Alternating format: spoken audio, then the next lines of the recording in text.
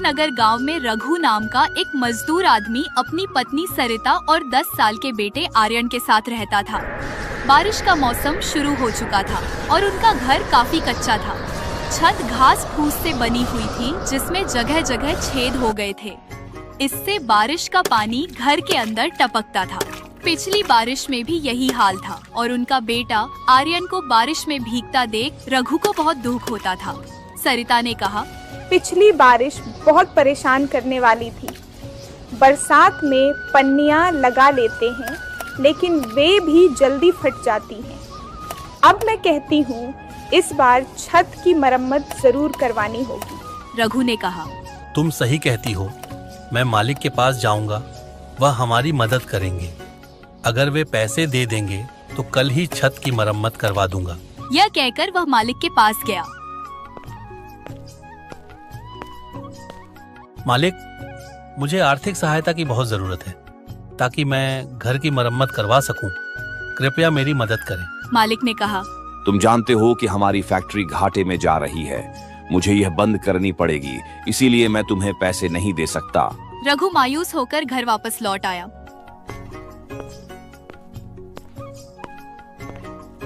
उसने सरिता से कहा, मालिक ने मना कर दिया है, काम भी छिन गया है। अब तो समझ नहीं आ रहा कि क्या करूं। सरिता ने कहा, अब हमें क्या करना होगा? घर में कुछ भी नहीं बचा। तुम तो काम की तलाश में बाहर गए थे, पर अब क्या होगा? रघु ने आश्वासन दिया, परेशान मत हो, मैं कल फिर से काम ढूंढ लूंगा और इस बार छत की मरम्मत भी करवा दूंगा। अगले दिन रघु काम की तलाश में बाहर निकला। उसकी नजर एक गोदाम पर पड़ी जहाँ काम की तलाश थी। उसने वहाँ काम की बात की लेकिन वहाँ उसे कोई जगह नहीं मिली। वह और जगहों पर काम ढूंढता रहा लेकिन किसी जगह पर भी उसे काम नहीं मिला। वह सोचने लगा, दिन खत्म हो गया, अब घर जाकर सरिता से क्या कहूँगा। तभी एक चाय की दुकान पर बैठे लोगों से वह सुनता है कि बारिश और तेज पड़ने वाली है और गरीबों को इससे बहुत समस्या होगी। यह सुनकर रघु और भी मायूस हो जाता है क्योंकि उसे खुद ही काम नहीं मिल रहा था। वह घर लौटता है और सरिता से कहता है, मैंने हर जगह काम ढूंढा लेकिन कहीं भी काम नहीं मिला। अब घर में राशन भी खत्म हो गया है और आर्यन की तबीयत भी खराब हो गई है। मैं क्या करूं? तुम आर्यन के लिए दवाई ले आओ, लेकिन मेरे पास पैसे नहीं हैं और आर्यन की हालत भी बिगड़ती जा रही है।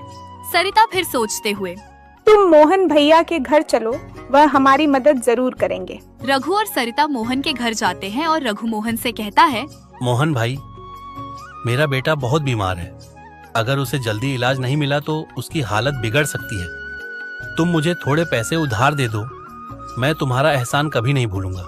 मोहन ने कहा, मुझे तुम्हारी परेशानी समझ आती है लेकिन मेरे पास भी उतने पैसे नहीं हैं। घर के खर्चे, बच्चों के खर्चे बहुत हैं। मैं तुम्हारी मदद नहीं कर सकता। हो सके तो मुझे माफ कर देना रघु। अगर मेरे पास पैसे होते तो मैं तुम्हारी मदद जरूर करता। मुझे इस बात का बहुत दुख है कि मैं तुम्हारी इस परेशानी में मदद नहीं कर पा रहा हूँ, लेकिन भाई मैं भी मजबूर हूँ।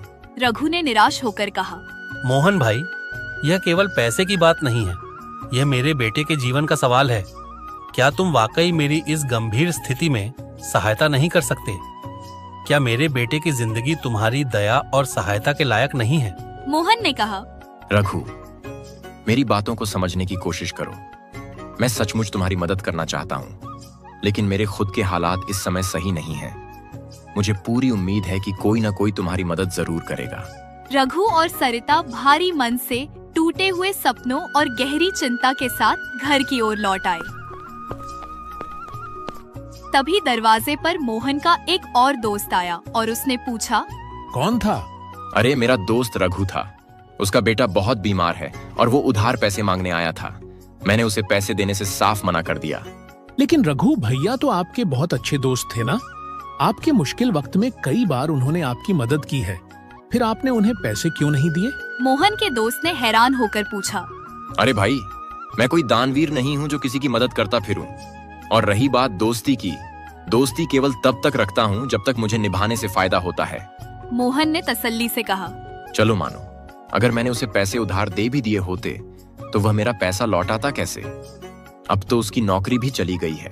मुझे लगता है आपको ऐसा नहीं करना चाहिए था। ईश्वर न करे उसके बेटे को कुछ हो गया तो। मोहन के दोस्त ने कहा। तो क्या करूं?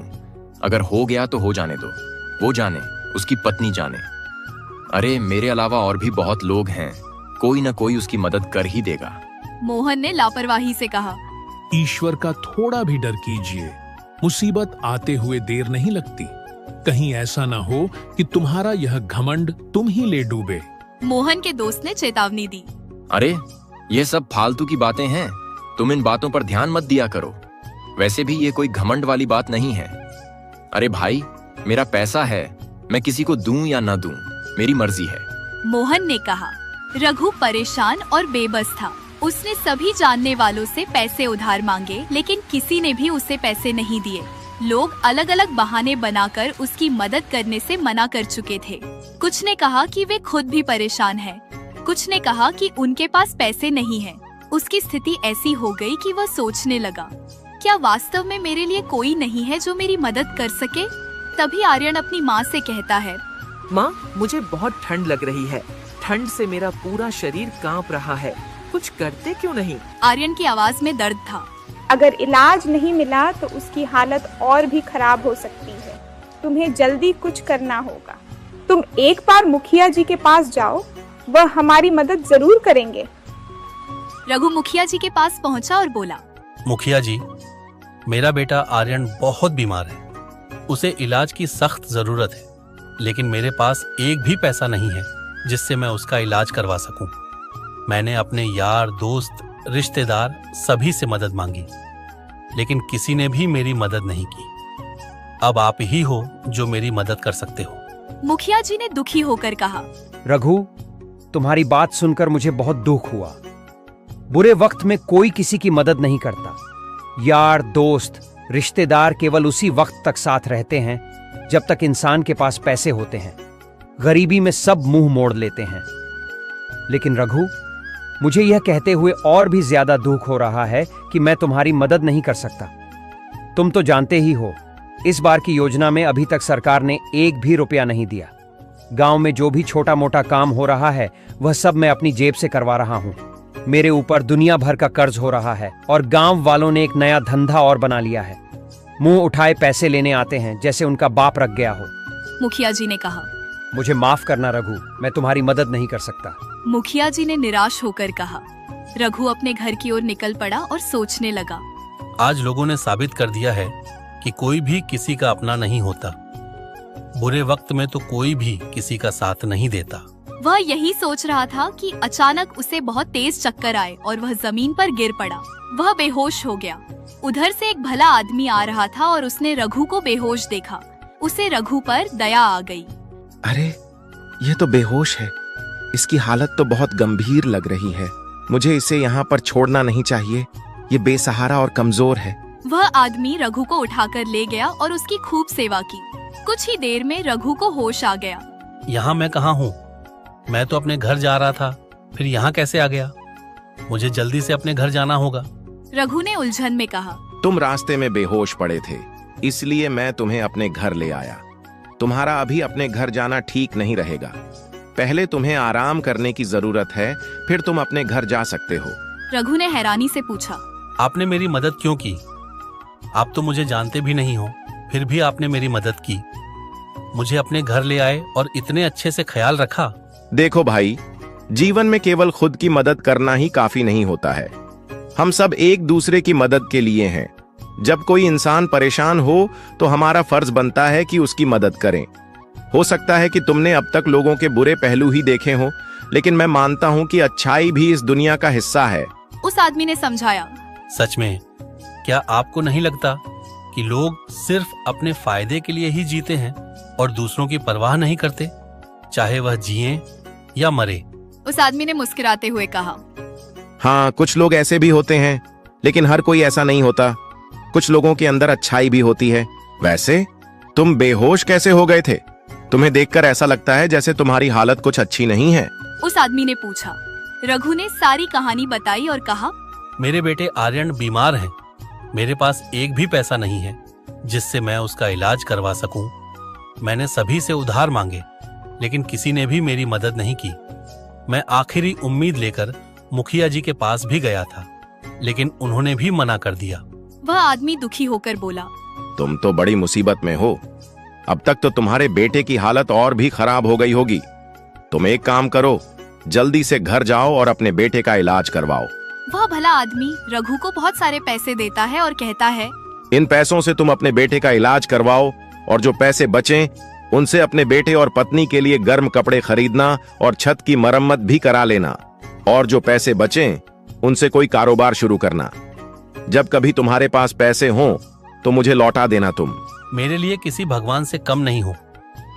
मैंने देवी देवताओं का नाम सुना तो जरूर है, लेकिन कभी देखा नहीं था।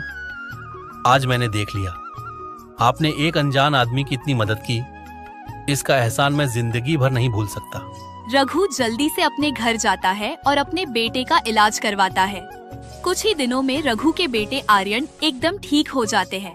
एक दिन सरिता रघु से कहती है, आपने मुझे बताया नहीं, आप पैसे कहाँ से लाए थे? रघु कहता है, ये पैसे मुझे एक आदमी ने दिए थे। मैं तो उसे जानता भी नहीं कि वह कौन था, लेकिन मेरे लिए वह किसी भगवान से कम नहीं था। मैंने उससे उसका नाम पूछा, लेकिन उसने मुझे नाम बताने से इनकार कर दिया। मैं उसे जंगल में बेहोशी की हालत में मिला था। उसने मुझसे कहा कि कुछ पैसों से अपने बेटे का इलाज करवा लेना और बचे हुए पैसों से गर्म कपड़े खरीदना और बाकी पैसों से कोई कारोबार शुरू कर लेना। सोच रहा हूँ कि इन पैसों से कोई काम शुरू कर लेता हूँ, लेकिन समझ में नहीं आ रहा कि मैं क्या काम शुरू करूँ। सरिता बोली, तुम सही कहते हो। वह आदमी हमारे लिए किसी भगवान से कम नहीं है। मैं तो कहती हूँ एक दुकान खोल लेते हैं जिसमें हम चाय समोसे बेचेंगे। तुम तो जानते ही हो मैं कितने स्वादिष्ट समोसे और चाय बनाती हूँ।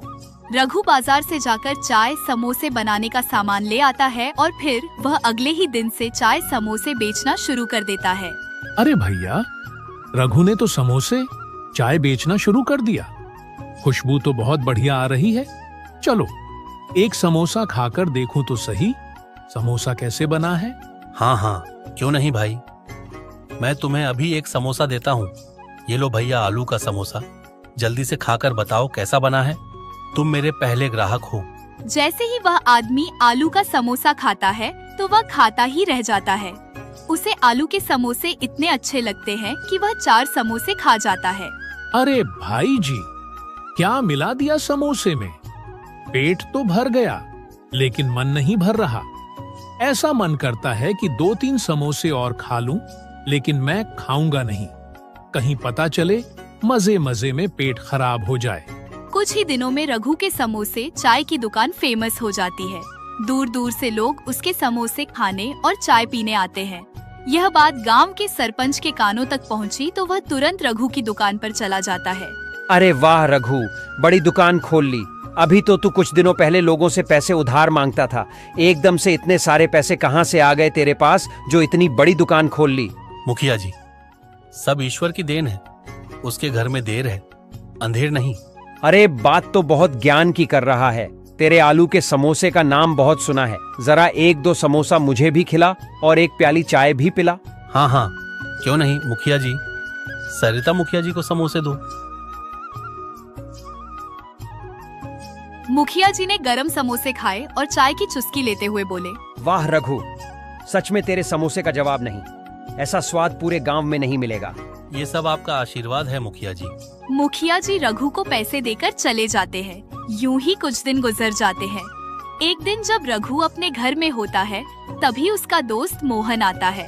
रघु, तुम्हारी भाभी की तबीयत बहुत खराब है।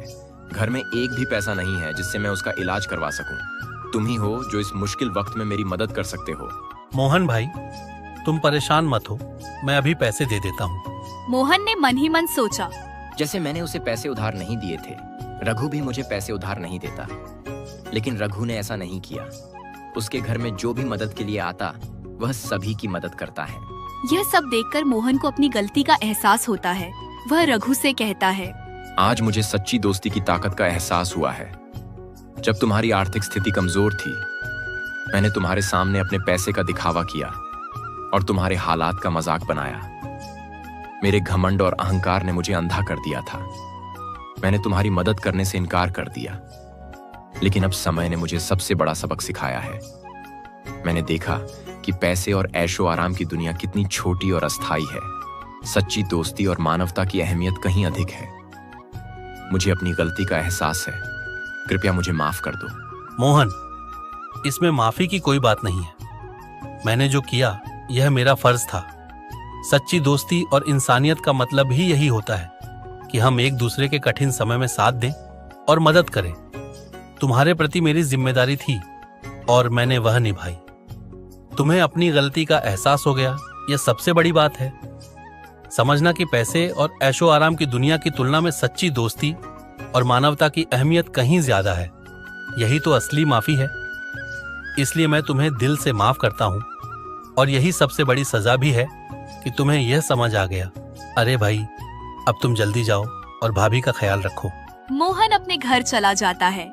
रघु अपनी पत्नी सरिता से कहता है, हमारे पास जमा पूंजी तो अच्छी खासी हो गई है और हमारा काम भी अच्छा चल रहा है। ईश्वर की दुआ से सब बढ़िया है। मैं सोच रहा हूँ क्यों ना मैं उस भले आदमी के उधार के पैसे उसे लौटा आऊं। रघु उस भले आदमी के पैसे वापस करने के लिए निकल जाता है। जब वह उसके घर पहुंचता है, रघु को पैसे लौटाने के लिए वह भला आदमी नहीं मिलता है, बल्कि उसे वहां एक दूसरा आदमी मिलता है।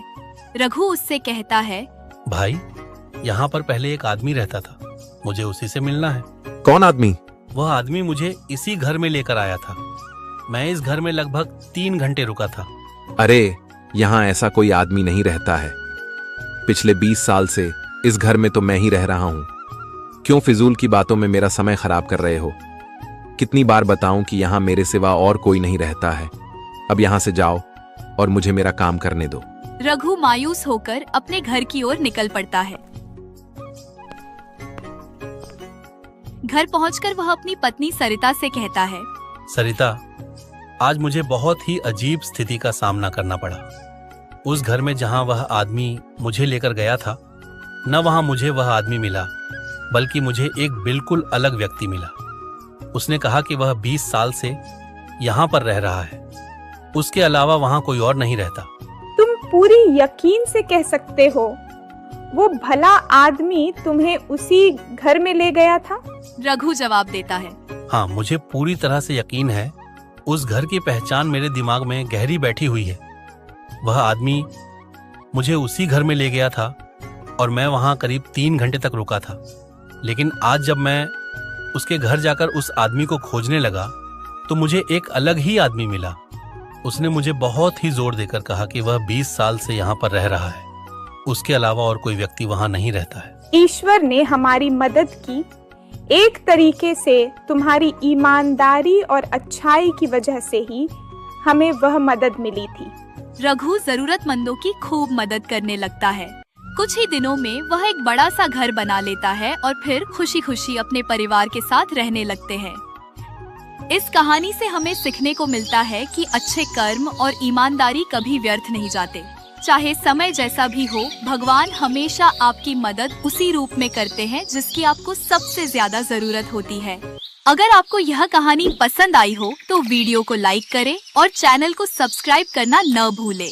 अपनी राय और सुझाव कमेंट में जरूर बताएं। हम आपके लिए ऐसी ही और प्रेरणादायक कहानियाँ लेकर आते रहेंगे।